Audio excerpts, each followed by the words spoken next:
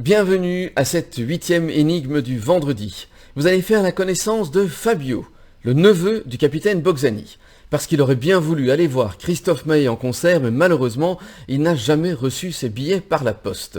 Le capitaine va devoir enquêter, vous aussi, où sont passés ces billets, ou plutôt, qui a bien pu les voler.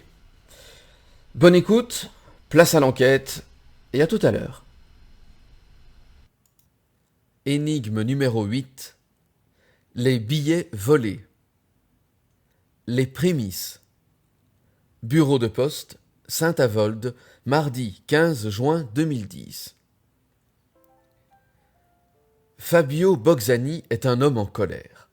Il n'a toujours pas reçu les billets pour le concert de Christophe Maé qu'il attend depuis plus de 2 semaines. Or, le temps presse. Le concert doit avoir lieu le lendemain. Fabio Boxani a contacté le service après-vente du site internet sur lequel il a acheté ses billets. La jeune femme qui l'a renseigné a été formelle.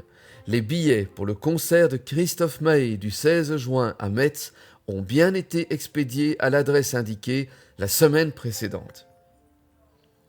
Le jeune homme se rend donc à la poste de Saint-Avold pour réclamer ses billets de concert qu'il aurait dû recevoir par lettre recommandée avec accusé de réception. À l'aide du numéro de suivi, la guichetière lui explique d'un air étonné qu'il fait erreur et que l'accusé de réception a bien été signé en date du 12 juin 2010. « Mais c'est n'importe quoi !» se défend le jeune homme. « Je n'ai rien signé du tout, moi. Puis-je parler au responsable, s'il vous plaît ?» La guichetière, trop heureuse de pouvoir se débarrasser de ce client mécontent, court chercher M. Morand, le responsable, auquel elle explique sommairement le problème. « Regardez, dit le responsable en montrant à Fabio Boxani l'accusé de réception. Vous voyez bien qu'il est signé, ce document. Vous avez donc bien déjà retiré ce pli au guichet. Mais non, je vous assure que non, je n'ai rien signé ni rien retiré au guichet. D'ailleurs, continue-t-il après avoir examiné attentivement l'accusé de réception brandi par le responsable, ce n'est pas mon écriture. Voyez vous-même. Fabio Boxani griffonne une signature sur un morceau de papier et le montre à M. Morand. « Oui, en effet, admet Morand. Cela ne semble pas être la même écriture. Mais peut-être que quelqu'un est venu retirer cette lettre à votre place. Votre femme ? Non, non, personne n'est venu. Je vis encore chez mes parents qui sont actuellement en voyage. Cela fait déjà 15 jours qu'ils se sont envolés pour la Martinique. Je ne vois pas comment ils auraient pu venir chercher ma lettre recommandée ici. En plus, vous êtes bien placé pour savoir que personne ne peut venir chercher cette lettre au guichet à ma place puisqu'il faut présenter une pièce d'identité. Je ne vois qu'une explication. C'est un employé de la poste qui l'a subtilisé. »« Oh, ça c'est trop fort !» s'indigne M. Morand. « Porter des accusations comme ça ?» Voyant qu'il n'arrivera pas à obtenir quoi que ce soit de responsable de la poste, Fabio Boxani saisit son téléphone portable et appelle la personne qui lui semble la mieux placée pour lui venir en aide, son oncle, le capitaine Boxani. L'enquête. Boxani se plie de bonne grâce à la requête de son neveu. Il reconnaît lui-même qu'il n'a rien de l'oncle modèle.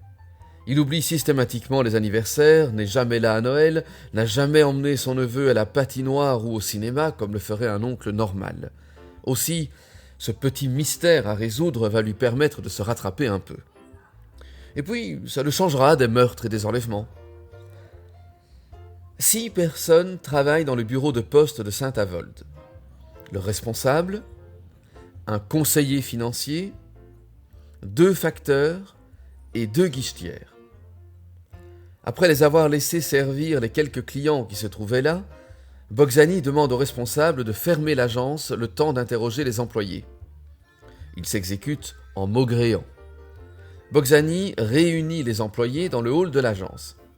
Par chance, ils sont tous présents aujourd'hui, sauf l'un des 2 facteurs qui, d'après le responsable, n'était pas de service samedi 12. « Mesdames et messieurs, je vous demande quelques minutes d'attention. Si je vous ai tous réunis dans le hall, c'est pour tenter de résoudre un mystère dont m'a fait part le jeune homme ici présent. » Le capitaine désigne son neveu avant de poursuivre. Ce jeune homme devait recevoir des places de concert par lettre recommandée. Il ne les a jamais reçues. Pourtant, L'accusé de réception que voici a bel et bien été signé samedi 12 juin et quelqu'un a pris possession du pli. Si vous le permettez, je vais m'entretenir avec chacun de vous pour essayer de comprendre ce qui s'est passé. Je vous demande de coopérer. Cela ne devrait pas durer très longtemps. Quand pourrais-je rouvrir l'agence ? S'enquiert le responsable. Je vous le ferai savoir.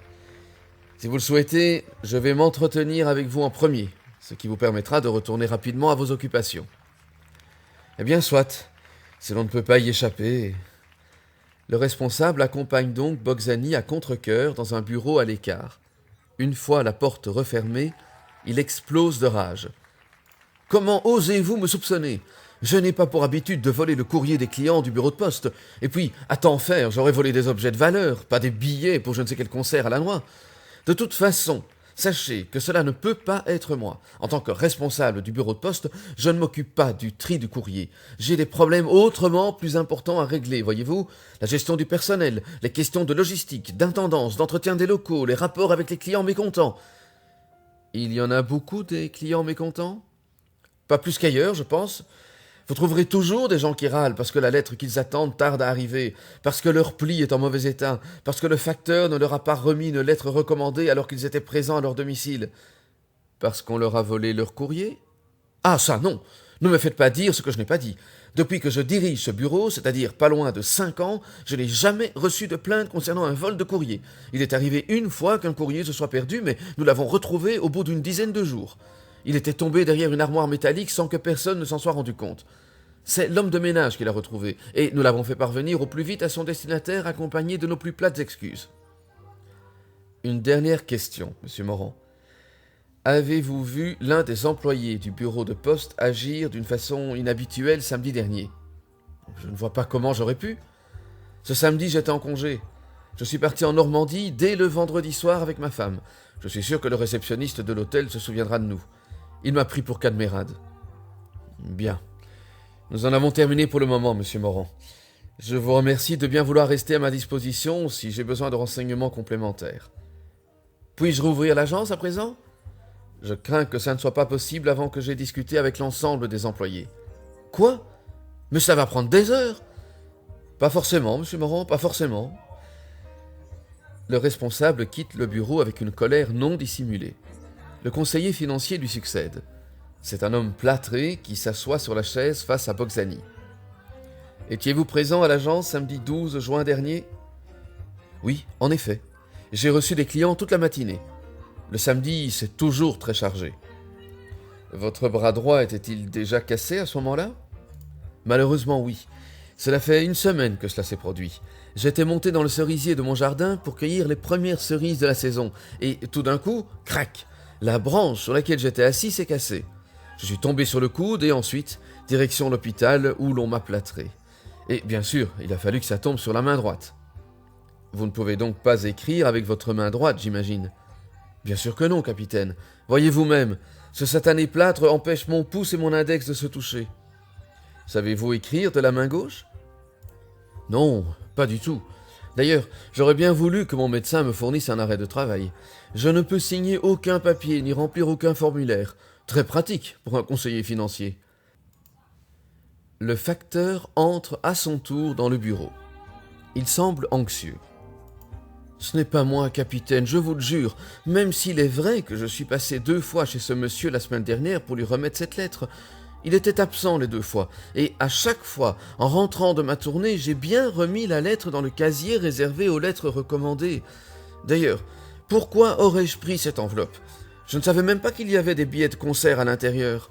Je ne prête jamais attention aux adresses d'expéditeurs. » Une femme au visage couvert de vésicules rougeâtres succède au facteur remercié par Boczany. Il s'agit d'Isabelle Schultz, l'une des 2 guichetières. « Vous allez tout de suite comprendre que ce ne peut pas être moi, capitaine. Samedi, je ne me sentais pas bien, alors j'ai rapidement quitté le guichet. » « Quelle heure était-il » ?« Environ 10 heures. J'avais beaucoup de fièvre et dès que j'ai pu obtenir un rendez-vous, je suis parti chez mon médecin. Comme vous pouvez le voir, j'ai attrapé la varicelle. C'est mon fils de maternelle qui me l'a transmise. Si je suis venu ce matin, c'est uniquement pour déposer mon arrêt maladie auprès de M. Morand. Ça tombe vraiment mal. Maintenant, je suis obligé de revendre mes billets pour le concert auquel je devais assister demain soir à Metz. Bien dommage, en effet. Soignez-vous bien, mademoiselle Schulz, et envoyez-moi votre collègue, je vous prie. La deuxième guichetière se présente devant le capitaine. Mais enfin, capitaine, cela n'est pas bientôt fini, cette histoire? Soyons sérieux, j'ai du travail, moi. Je dois servir les clients toute la journée au guichet. Je n'ai pas le temps de fouiller dans le courrier. Et en plus, qu'est-ce que j'en aurais fait de ces places? Le concert de Christophe Maé est très peu pour moi. Soit. Je ne vous retiens pas plus longtemps. Vous pouvez dire à monsieur Morand qu'il peut rouvrir l'agence? Quoi? C'est tout? Vous n'avez pas d'autres questions?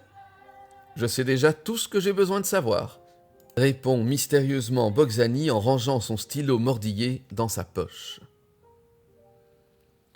Grâce à ses observations et aux entretiens qu'il a eus avec les différents employés de l'agence postale, le capitaine Boxani a, comme d'habitude, réussi à démasquer le voleur.